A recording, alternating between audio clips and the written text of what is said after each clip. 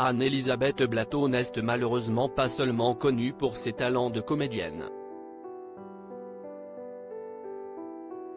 L'une des figures de la pastille humoristique Scène de ménage, dont un prime est attendu ce mardi soir, a également très souvent défrayé la chronique pour ses excès de colère, dus à l'alcool. En 2019 notamment, Anne-Elisabeth Blateau avait perdu le contrôle lors d'une soirée à Paris.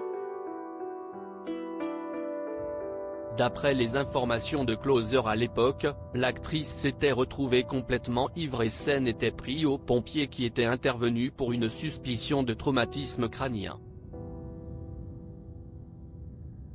Selon la police, la partenaire de jeu de David Morat avait même fini par essayer d'étrangler une femme pompier.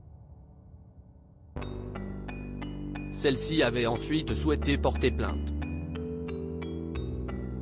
Pour ne rien arranger à son cas, la BAC avait dû intervenir pour calmer la comédienne qui a traité en retour les effectifs de police de sales nazis. Anne-Elisabeth Blateau s'était ensuite rendue devant le tribunal correctionnel de Paris pour violence et outrage sur personne chargée d'une mission de service public et violence à raison de l'orientation sexuelle. J'ai honte de n'avoir été que l'ombre de moi-même. Quelques jours après que l'affaire a été rendue publique, l'interprète d'Emma sur M6 s'était saisie de son compte Instagram afin de reconnaître les faits qui lui étaient reprochés et présenter ses excuses.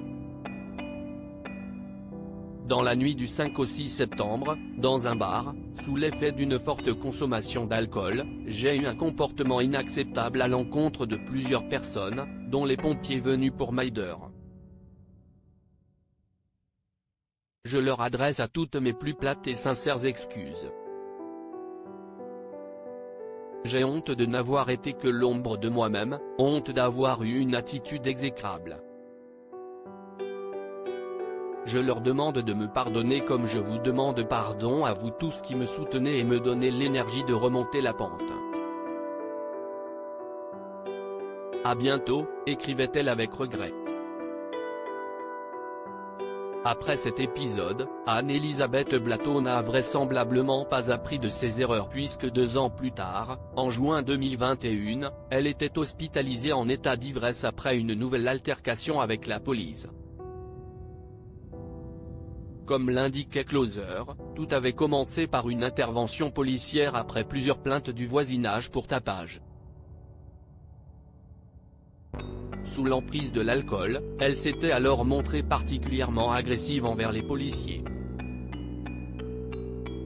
Les pompiers avaient finalement été appelés pour la prendre en charge.